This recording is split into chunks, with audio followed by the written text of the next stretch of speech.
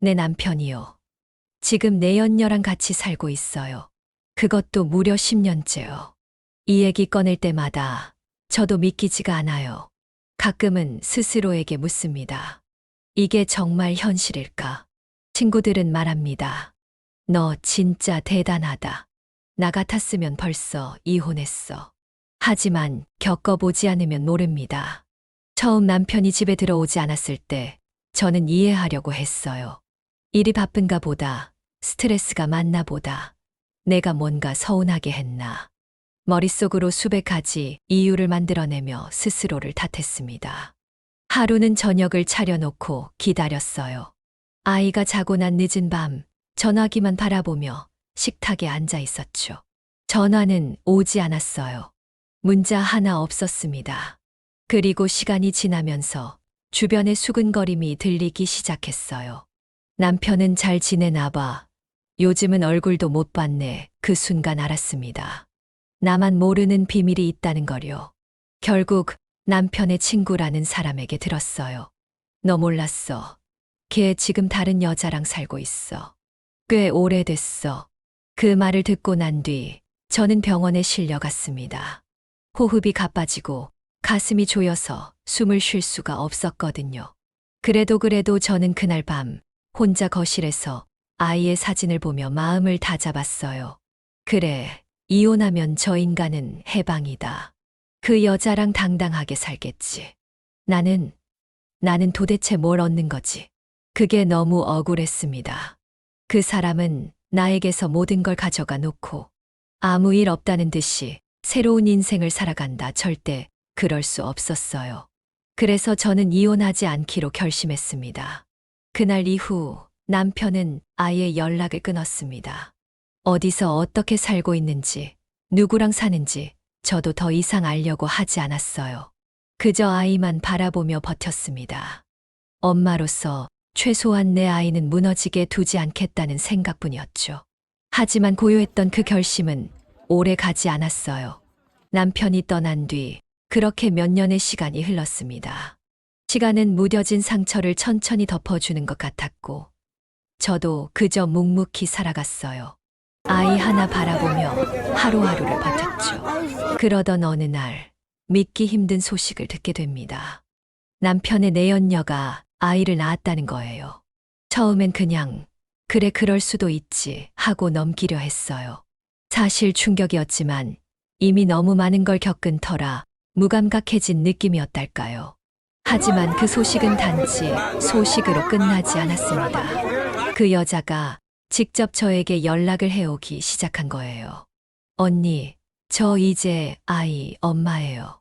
저희 아이 아빠 호적에 넣어줘야 하니까 이혼해주세요. 차분한 어조였지만 한마디 한마디가 제 심장을 찔렀습니다.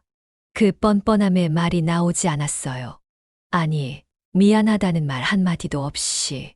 당연히 이혼해달라는 이 상황이 도무지 이해되지 않았죠. 며칠 후에는 그 여자의 부모까지 저를 찾아왔습니다. 우리 손주가 태어났어요. 그런데 호적에 아빠가 없다니 말이 됩니까? 아이를 위해서라도 당신이 양보해야지. 저는 말없이 차를 따랐습니다. 그들의 목소리는 점점 높아졌고 결국엔 저에게 막말을 퍼붓기 시작했어요. 당신이 고집부려서 우리 애가 불쌍하게 자라야 합니까? 이미 깨진 가정 아니에요. 남자는 마음이 떠난 지 오래라고요. 그날 밤 저는 한참을 울었습니다. 분노보다도 그 무자비한 현실이 너무도 참담했어요. 이제는 나 하나 참는 걸 넘어서 누군가가 내 앞에 서서 당당하게 그 사람을 달라고 요구하는 세상이 되어버린 거예요.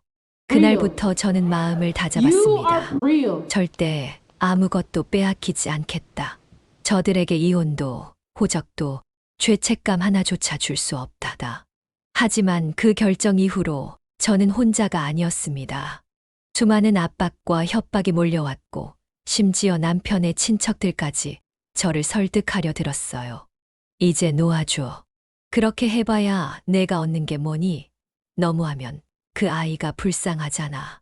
하지만 아무리 생각해도 정말 불쌍한 건 이 모든 일을 겪고 있는 제 아이였습니다. 아빠의 빈자리를 말없이 견뎌내고 엄마가 울지 않도록 손수건을 가져다 주는 우리 아이. 그 아이를 위해서라도 저는 절대 물러설 수 없었습니다. 시간이 지날수록 그들의 압박은 더 교묘하고 집요해졌습니다. 처음엔 전화와 문자로 시작하더니 이제는 제 직장 앞까지 찾아오는 지경에 이르렀어요. 아이에게 아빠가 필요해요. 그쪽이 이혼해주면 우리 아이가 정상적으로 클 수 있다고요. 내연녀의 부모는 제게 사정도 해보고 소리도 질러봤습니다. 그러다 못해 아이 사진까지 내밀며 제 감정을 자극했죠. 그 아이 솔직히 아무 죄도 없다는 거 압니다. 하지만 제가 이혼을 하면 결국 가해자들이 당당한 피해자가 되는 거잖아요. 그러던 어느 날 일이 터졌습니다. 아이가 다쳤다는 연락이 왔어요. 학교에서 넘어져 팔이 부러졌다는 소식. 병원에 도착하니 아이는 깁스를 한 채 울음을 참고 있었고 그 모습을 보자마자 제 마음은 무너졌습니다. 엄마, 아빠는 왜 우리 집에 안 살아? 아빠가 우리 싫어해서 안 오는 거야. 그 말에 대답을 할 수가 없었습니다. 그날 밤 처음으로 저는 내가 틀렸을지도 모른다는 생각이 들었어요. 혹시 이 모든 복수심이 결국엔 우리 아이에게 상처만 남기는 건 아닐까? 그렇게 고민하며 시간을 보내던 어느 날 우연히 한 친구와 술 한 잔을 하게 되었어요. 그 친구는 제가 모든 걸 숨기고 사는 걸 알기에 조심스럽게 물었습니다. 너 지금 내 인생 살고 있는 거야? 아니면 남편 인생에 갇혀 있는 거야? 그 한마디가 가슴을 찔렀습니다. 맞아요. 저는 지금까지 그 사람을 처벌하는 데만 집중했지, 정작. 제 인생은 한 발자국도 앞으로 나아가지 못하고 있었어요. 그날 이후 저는 달라졌습니다. 이혼을 결심한 건 아니었지만 더 이상 누구를 이기기 위해 살고 싶지 않았습니다. 그래서 변호사를 찾아가 제 법적 권리부터 확인했습니다. 남편이 양육비를 한 푼도 지급하지 않고 있다는 것, 내연녀와의 동거 사실이 명백히 인정된다는 것, 심지어 자녀 출생신고조차 제대로 되어 있지 않았다는 사실. 법은 제 편이었습니다.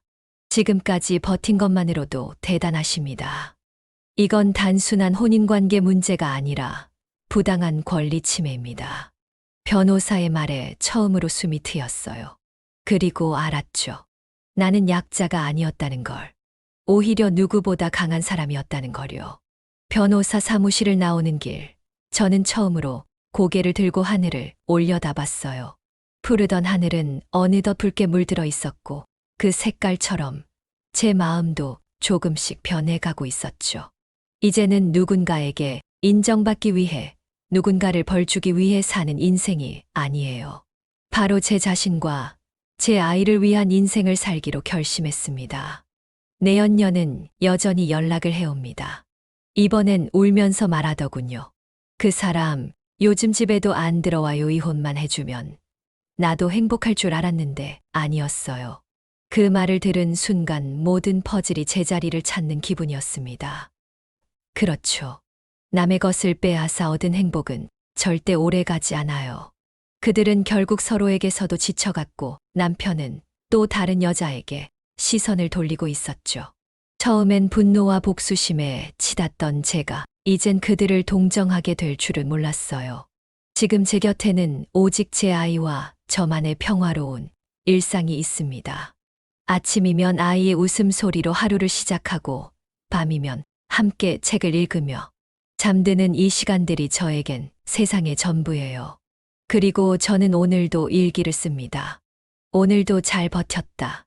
오늘도 우리 아이와 웃었다. 이야기를 여기까지 들어주신 여러분, 감사합니다. 저는 이제 더 이상 피해자도 가해자도 아닙니다. 그저 제 삶을 지키고 살아가는 한 사람일 뿐이에요. 혹시 지금 이 영상을 보고 계신 분 중 저처럼 억울하고 외로운 시간을 견디고 있는 분이 계시다면 꼭 기억해 주세요. 상처는 흉터가 되지만 그 흉터는 당신이 쌓아왔다는 증거예요. 당신은 절대 혼자가 아닙니다. 그리고 당신은 분명히 이겨낼 수 있어요. 왜냐하면 저도 해냈거든요. 영상이 마음에 드셨다면 좋아요와 구독, 그리고 당신의 이야기를 댓글로 들려주세요. 우리 모두 함께 살아가니까요.